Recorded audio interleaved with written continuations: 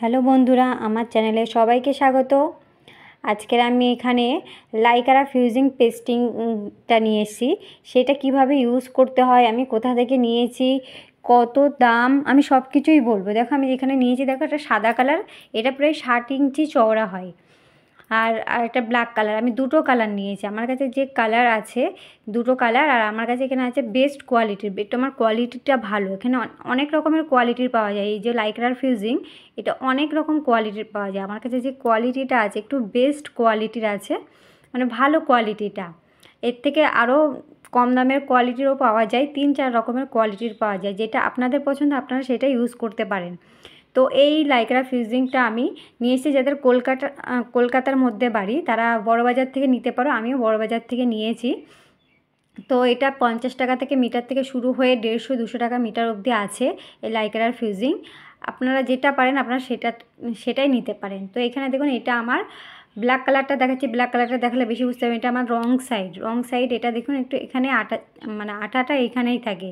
এটাই আমার কাপড়ে আয়রন দিয়ে প্রেস করতে হবে। এটা এই সাইডটাই আমার চিপকে যাবে। আর উপরেরটা এটা আমার এই যে রং সাইডটা আছে, দেখো হাত দিলেই বুঝতে পারবে যে এইখানে আমার রাফ সাইড আছে একটু, মানে এইখানে আটাটা আমার আছে, আর এটা আমার সিধা সাইড। তো এখানে দেখো সাদাটা অতটা বোঝা যাবে না, রং সাইড সিধা সাইড ক্যামেরাতে অতটা বোঝা যাবে না। সেই জন্য আমি ব্ল্যাকটাই দেখালাম যাতে রং সাইড সিধা সাইডটা বোঝা যায়। তো এই লাইক্রা ফিউজিং আমরা কাপড়ে কিভাবে ইউজ করব সেটাও আমি আপনাদের দেখাবো, যে কাপড়ে কিভাবে ইউজ করতে হয়। তো আমি ফার্স্ট কী করব, যে কাপড় আমার যতটা থাকবে আমি ততটা ফিউজিং পেপারটা, মানে লাইক্রার ফিউজিংটা আমি ততটাই কেটে নেব, কারণ এত বড় তো ইউজ করা যায় না। তো আমি ততটাই কেটে নেব।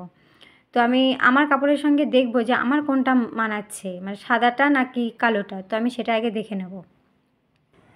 দেখো আমি কাপড়টা আমার বিছিয়ে নিয়েছি, আমার কাপড়ের সঙ্গে আমার ব্ল্যাক কালারটা যাচ্ছে, মানে আমার কাপড়টা একটু পাতলা, সেখানে সাদাটা দিলে বেশি ফুটে উঠছে, তাই আমি ব্ল্যাকটা ইউজ করছি। আপনাদের কাপড়ের সঙ্গে আপনারা দেখে নেবেন যে আপনাদের কোনটা বেশি হচ্ছে কাপড়ের সঙ্গে। তো আমি সেইভাবেই কেটে নেব, কাপড় যতটা ততটাই কেটে নেব।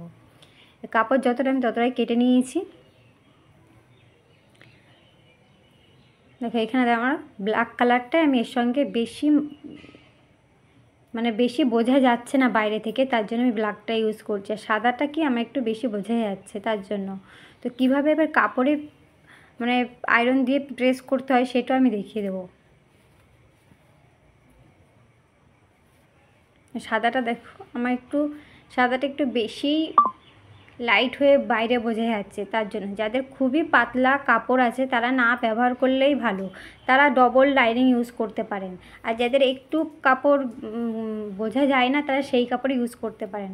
লাইক্রা ফিউজিং ইউজ করলে কি একটু কি বলবো, ফিটিংস ভালো আসে, কাপড়ের কোনো ভাঁজ থাকে না, কাপড় ভালোভাবে প্রেস হয়ে যায়। তো আমি এই লাইক্রা ফিউজিংটা আগে বিছিয়ে নেব। একটা আমি কটন কাপড় নিয়েছি, সেই কটন কাপড় আগে বিছিয়ে নেবো। আমি আগে লাইক্রা ফিউজিং পেপারটা এইভাবে বিছিয়ে নেবো। আমি রং সাইডটা উপরের দিক করে বিছিয়ে নেবো, রং সাইডটা উপরের দিক করে বিছিয়ে নেব। নিচেই আমার সিধা সাইড আছে, উপরে আমি রং সাইড দিয়ে এইভাবে বিছিয়ে নেব। তার উপরে কাপড় যেটা থাকবে কাপড়েরও রং সাইডটা আমি এইভাবে দেব। দুটো এইভাবে ভালো করে নিয়ে আমি এখানে ভালো করে দুটো একসঙ্গে ধরবো, ধরে নিয়ে ভালো করে এখানে বিছিয়ে নেব।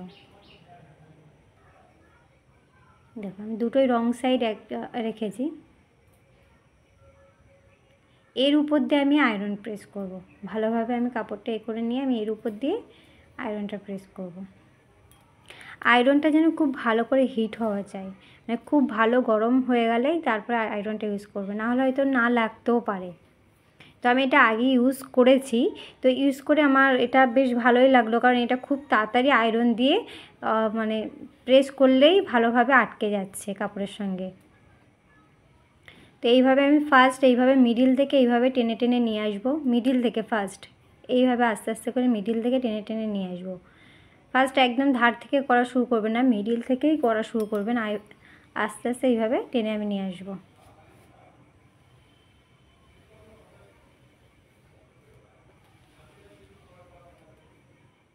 এইবারে আমি চেপে একটু বেশি চেপে এইভাবে আমি সাইডে করে নিয়ে আসবো। এইভাবে মিডিল থেকে এইভাবে চেপে আমি একটু ভালোভাবে আয়রনটা ভালো করে চেপে চেপে এইভাবে নিয়ে আসবো আমি সাইডে, যাতে আমার যে ভেতরে যে এক্সট্রা কাপড় থাকবে, এই যে দেখুন যে এক্সট্রা কাপড় আছে সেগুলো সবই সাইডে চলে আসবে। যে এক্সট্রা কাপড় থাকবে আমার সবই সাইডে চলে আসবে। মিডিল থেকে করলে এটাই, এই যে এক্সট্রা কাপড়গুলো আছে এটা সবই আমার সাইডে চলে আসবে এইভাবে চেপে চেপে করলে।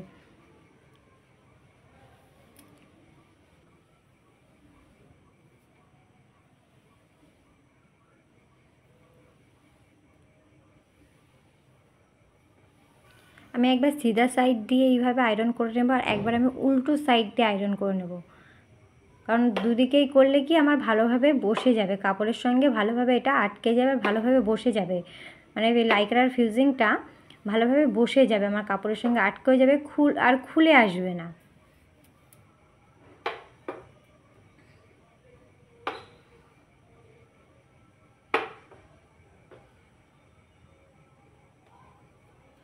তো আমি সবই এইভাবে আস্তে আস্তে এইভাবে সাইডে করে দিচ্ছি, কারণ সাইডে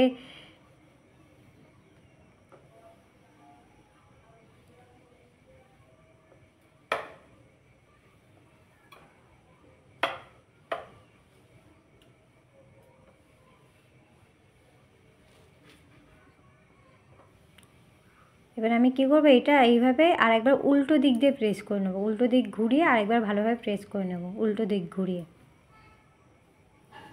ঘুরিয়ে এইভাবে ভালো করে বসিয়ে নিয়ে আরেকবার ভালোভাবে এর উপরে আয়রন দিয়ে প্রেস করব। এইভাবে আমি ভালোভাবে উল্টো দিক থেকেও করে নেব।